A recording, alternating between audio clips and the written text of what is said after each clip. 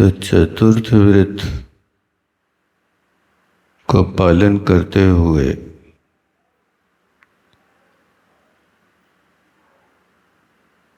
मुख्य वस्तु इंद्रियों पर विजय पाना।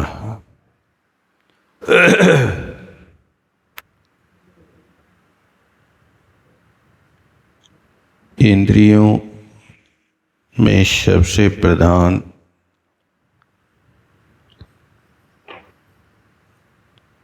चूंकि आचार्यों ने रसना इंद्री को कहा,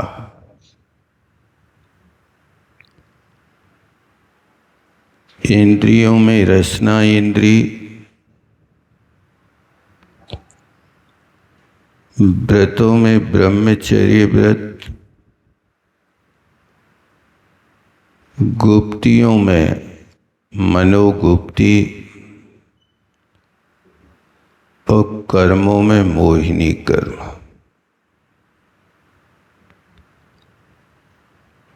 इन चार चीजों को जीतना बहुत दुर्जय है।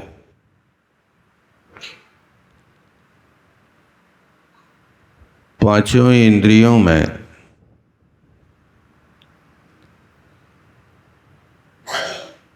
आचार्यों ने रसना इंद्री का नाम लिया।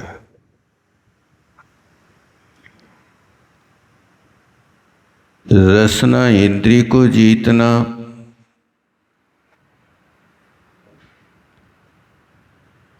और फिर मन पर विजय पाना।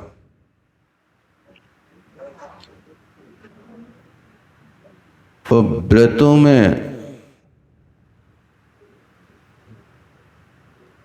सबसे दुर्धर व्रत है तो ब्रह्मचर्य व्रत।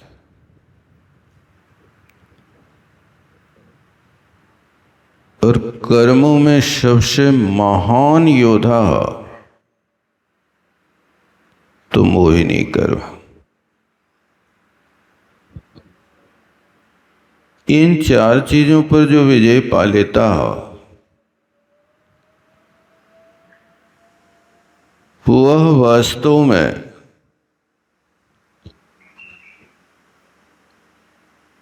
वीतराग अवस्था को प्राप्त हो जाता।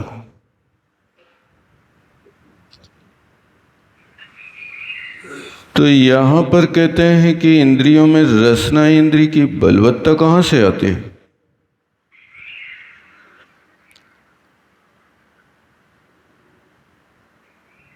तो जैसे ही इंद्रियों के विषयों में जो कर्ण इंद्री श्रवण करने में अग्रणी होती है, तो फिर वो इंद्री रसना अपना विषय ढूंढने लगती है।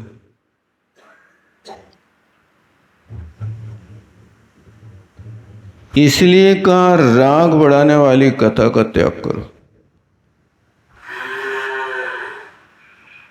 फिर दूसरे नंबर पर कहा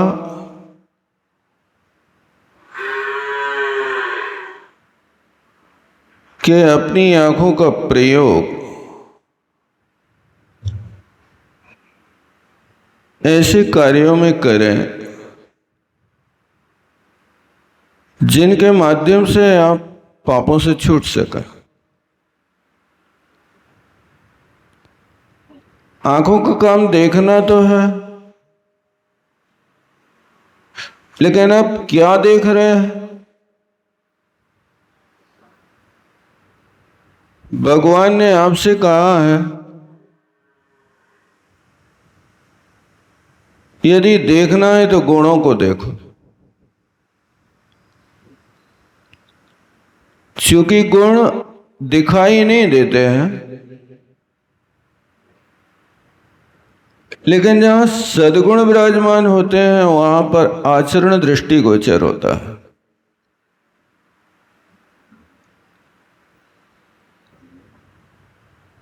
आपके अंदर कितने गुण प्रकट हुए हैं, गुणों को आंखों से नहीं देख सकते, लेकिन उन गुणों के प्रकट होने पर जो आप आचरण कर रहे हो, उसे आचरण से देखा जा सकता है कि आप वास्तव में गुणी हैं कि दोषों के भंडार हैं। इसलिए आंख से जब भी देखो तो गुण ग्राही वस्तु देखना, और यदि कोई दोषग्राही वस्तु दिख जाए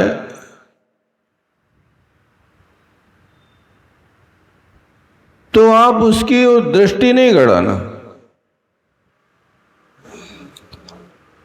जैसे मान लीजिए आप रास्ते में चल रहे हैं और रास्ते में कोई गंदगी दिख जाए तो क्या आप उसको घूर घूर कर देखते हो? एक बार दृष्टि पड़ती है और उसको गंदा स्थान जान करके आप आगे बढ़ जाते हैं। इसी तरह दोषों पर यही दृष्टि पड़ जाए तो अपनी बुद्धि में यही भाव लाना कि गंदगी को क्या देखें, और यदि सोना पड़ा दिख जाए तो आपका मन होता है सोना है कि पीतल है, एक बार और देख लो। तो उस अच्छी वस्तु को देख करके तुम्हारे मन में विचार आने लगता है, एक बार और दृष्टिपात करो। इसी तरह गुण सोने की भांति हुआ करते हैं। गुणों को ग्रहण करने की आदत डालो। बस आंखों का यही काम है, अन्यथा कई लोग सोचते हैं कि आंखें पाप करती हैं, इसलिए उनने अपनी आंखों को फोड़ डाला।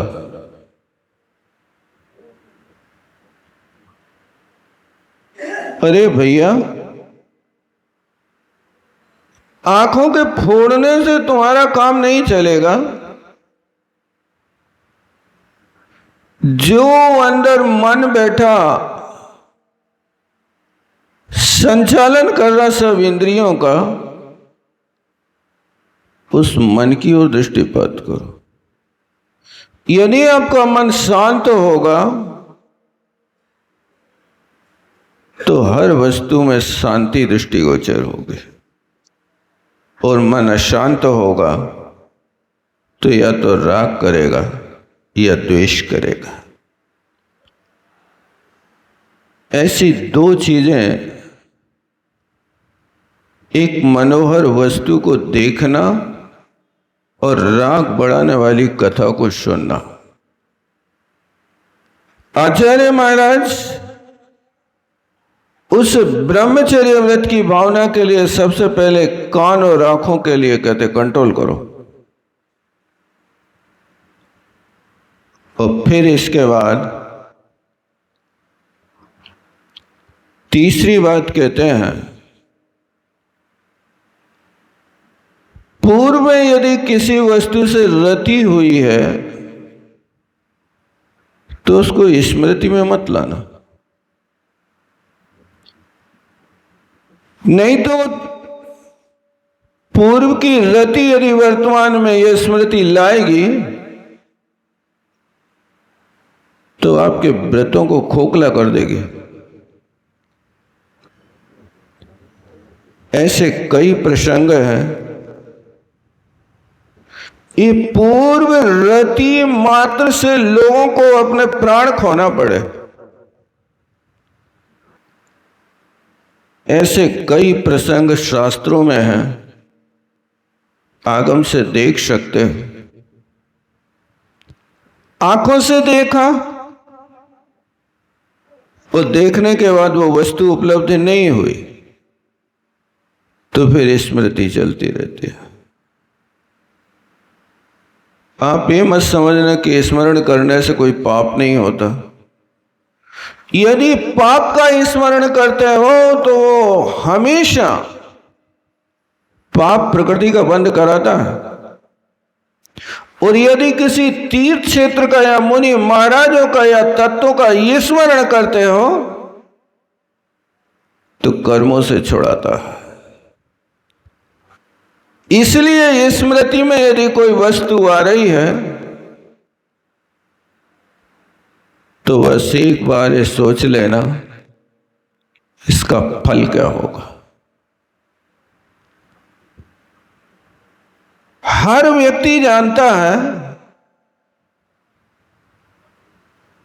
बेटा मिर्ची के बाजार से निकलोगे ना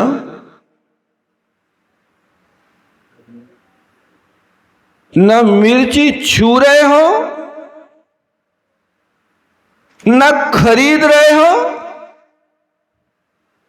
लेकिन बाजार से निकलोगे तो छींके आना चालू हो जाएंगे।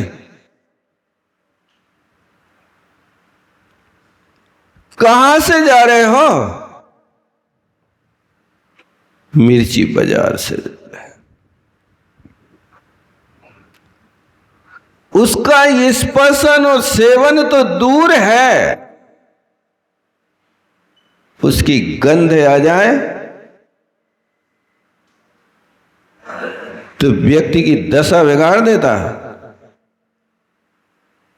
नाक में चली जाए तो छींके आने लगे और आंख में चली जाए तो आंखों से पानी आने लगे।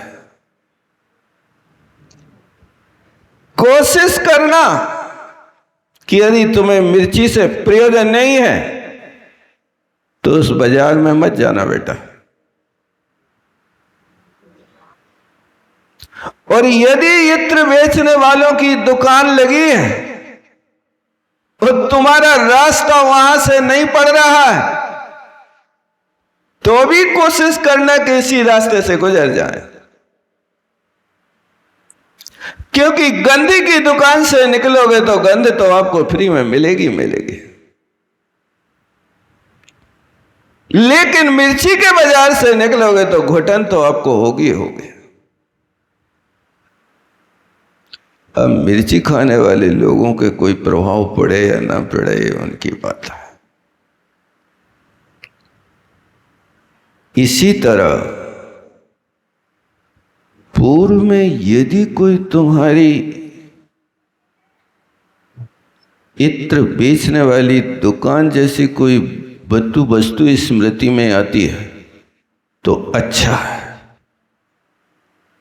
लेकिन मिर्ची वाली बात या इमली वाली बात आ जाए तो रात्रि भोजन के त्यागी को रात्रि में ही इमली का नाम लेते ही मुंह में पानी आ जाता बेटा। और पानी आएगा तो समझ लो आपने भुक्ति कर ली, दोष लगेगा। इसलिए उसका स्मरण ही नहीं करना। इसी तरह पूर्व में जो हो गई अज्ञान अवस्था में गलतियां हुई हैं, उस समय अबोध थे, ना समझते, सत्समागम से दूर थे, हित अहित का विवेक नहीं था, इसलिए वो कार्य हो गया।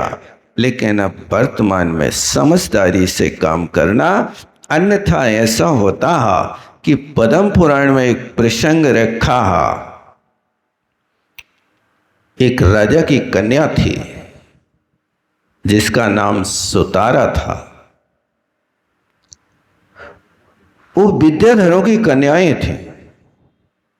सुतारा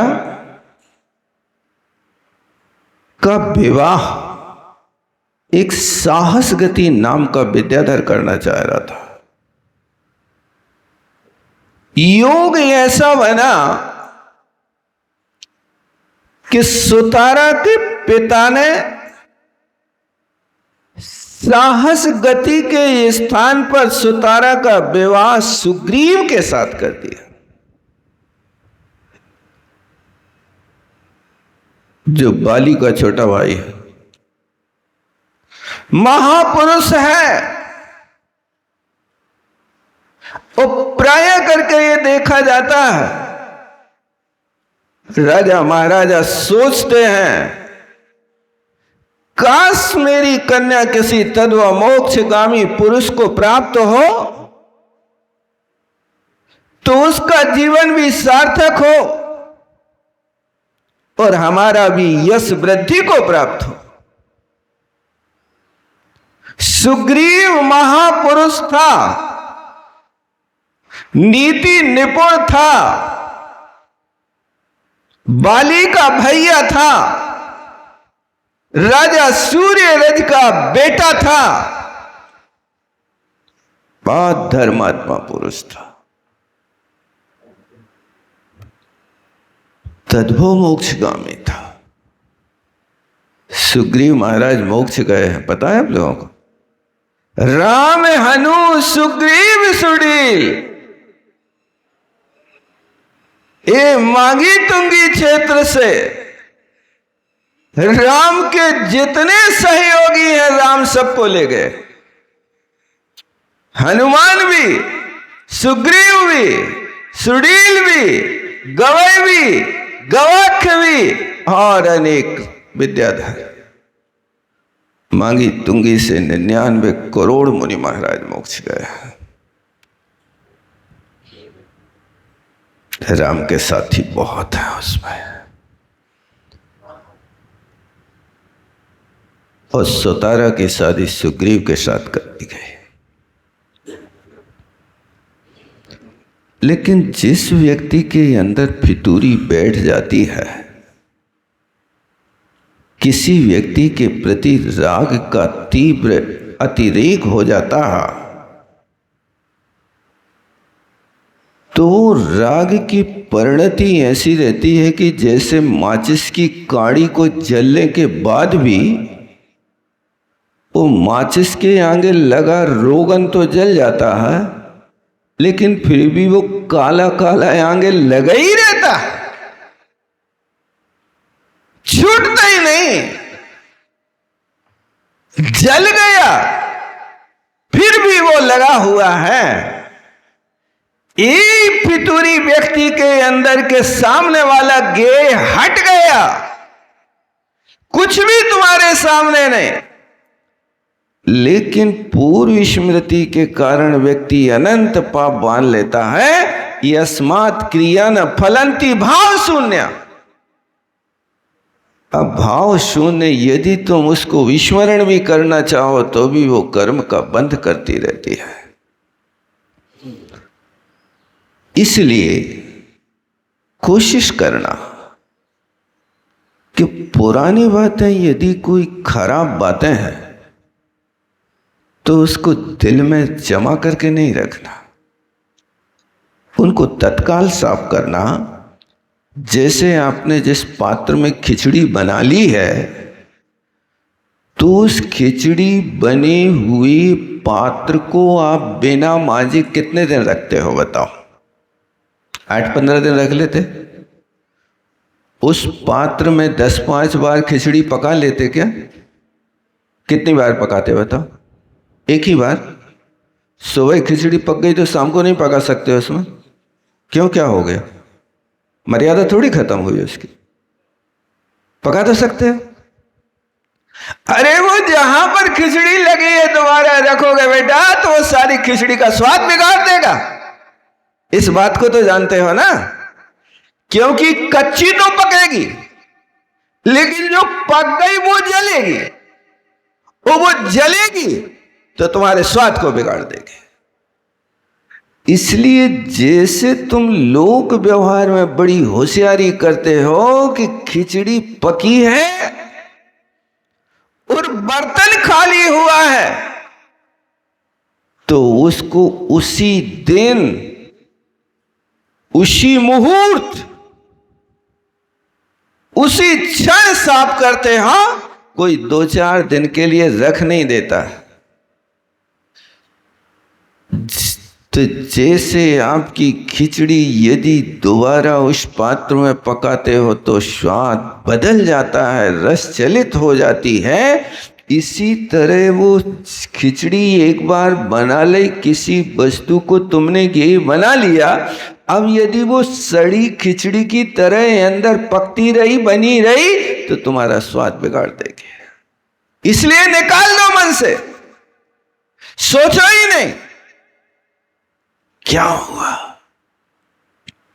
जो हुआ सो ठीक है। लेकिन सुतारा की शादी सुग्रीव के होने के बाद वर्षों बीत गए, 1-2 वर्ष नहीं भाई साहब, उसके अंगद जैसे बेटे जवान हो गए। जिसका अंगद जैसा बेटा जवान हो जाए तो शादी को कितने वर्ष हुए होंगे भाई साहब? 10-5 साल तो नहीं हुए होंगे ना, 25-50 वर्ष तो निकल गए होंगे ना। और विद्याधरों की 1 कोटि वर्ष पूर्व की आयु होती है, उनको 150 वर्ष तो दिन जैसे निकलते हैं, कोई खास बात नहीं होती है। जवान बेटा है, लेकिन वो साहस, गति, पूर्णतानु स्मरण को छोड़ नहीं पाया। उस समय से लेकर के आज तक घुन का कीड़ा उसके भीतर बैठा है, सुतारा चाहिए। लाख उपाय किए लेकिन नहीं मिली। एक बार बुद्धि में आया कि सुतारा के पास तक पहुंचने का एक तरीका, रूप परिवर्तनी विद्या बना लो। और उसने उस विद्या को सिद्ध किया। उस सिद्ध करने के बाद उस विद्या की विशेषता थी कि वह जैसा रूप चाहे वैसा रूप बना सकता। उस साहस गति ने उस विद्या को सिद्ध करके सुग्रीव का रूप बना लिया। और सुग्रीव का रूप बनाते भाग से उसी वक्त सुग्रीव किसी देश विदेश में गया था, और यहां अवसर पाकर के वो साहस गति का जीव डुप्लीकेट सुग्रीव आकर के राज सिंहासन पर बैठ गया। और जैसे ही सुतारा के महल में गया तो सुतारा के महल में पहुंचते ही उसकी